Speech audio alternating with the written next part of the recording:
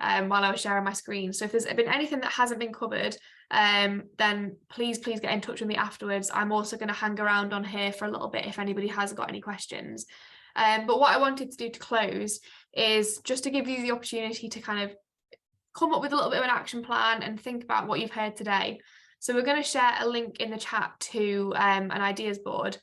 And if you've not used this before, they were really common right at the start of COVID. It's been a while since I've used one, to be fair. But essentially, you can click on that link in the chat and it will bring up like a whiteboard, essentially a pin board for you to add in different post-it notes. So I've set it up. If I can share my screen, actually, we'll be able to see what I'm on about.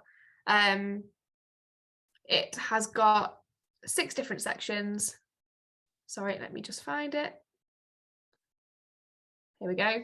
Can everybody see that? So it's got 6 sections. Why you do what you do. So if you think back to Jane's session, and if everyone can try and add a reason of why they do what they do.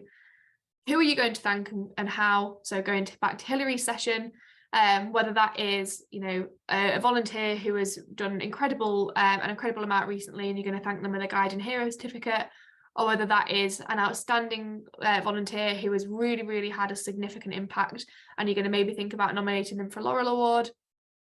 I'd also like everybody to share one of their volunteer recruitment success stories, because I'm sure even if you've struggled recently and you're here because you want to have new ideas for growth, actually everybody will have a success story, and I really want everybody to think about that and reflect on the success that they have had. The same with girl recruitment. What are you going to try? So this might be something that you've learned from today. It might be something that you're going to read from somebody else's success story. And then finally, what support do you need? I've already touched on the tools that are out there, both nationally and regionally. We've talked about the subscription support. But if there's anything else that you feel like region needs to be doing in particular, then please let us know. And as we move into the next year, that is something that we can absolutely work on developing. And there are definitely plans in the pipeline for more support, different ideas as to how we can support you guys more locally. But if there's anything that you think of, please pop that down. So I will just have a quick scroll through the chat while everybody is doing that and make sure I haven't missed anything super important. But if not, then at 1 o'clock, after everybody has added a bit to this, you can carry on adding on after 1 o'clock, after the call ends as well. But if you just take 5 minutes now to add to that, and I will get back to you at 1 and we'll close.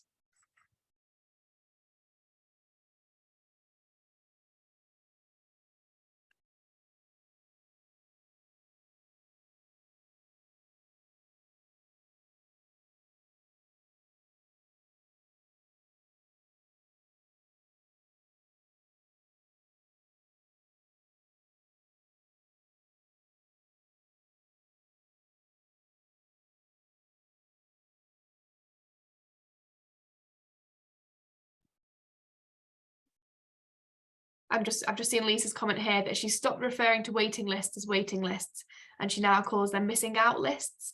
And actually, when you think about it like that, you know, why would you be proud of having a big missing out list? So maybe that is a nice little way that we can locally start to change views on waiting lists. So thanks, Lisa, for sharing that. And then, yeah, we've had the conversation about flexible volunteers having to pay, which hopefully we've addressed. Please don't let accepting a flexible volunteer be a barrier to that. As we've said, the support is there. If you know, you're adding somebody into your unit who's going to be your unit treasurer, or who is only going to be able to volunteer once a month, or etc., etc., etc. Yes, that is a head to pay for. But please don't let that be a reason for you to not accept that help. Bigger volunteer teams, bigger leadership teams where loads of those responsibilities are delegated are going to be the absolute best volunteer teams in terms of reducing admin burden on the specific people, and just in terms of making sure everything can run as smoothly as possible. And we shouldn't be turning somebody down if they want to help. You know, how awful is that if you say, oh, thank you for offering, but no, if you're not helping as regularly as we want, we don't want you at all. That is absolutely the worst thing that we can do, because then they are never ever going to go and talk about Girl Guiding as a positive organisation. They're going to remember us as the people who declined our help. So lots of things coming in. Thank you very much. I'm particularly keen, as I said, to hear about what support you want. So if you haven't yet added something into that column, then please do. I can see Nicola here saying, wear your uniform to work. It always sparks conversation. Yes, definitely. I've already recruited one colleague into Girl Guiding, and I've only been there 3 months, so that has been my personal success story.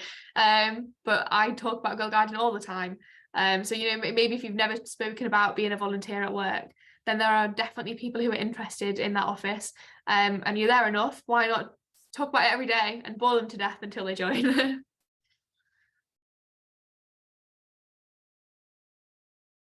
Okay, more things coming through. Thank you. Let's have a quick look at what volunteer success stories we've got. We've got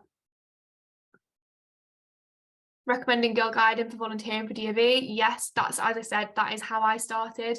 I became a young Duke of Edinburgh helper and then a young leader.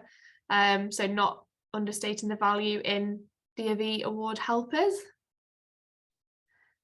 Girl success stories.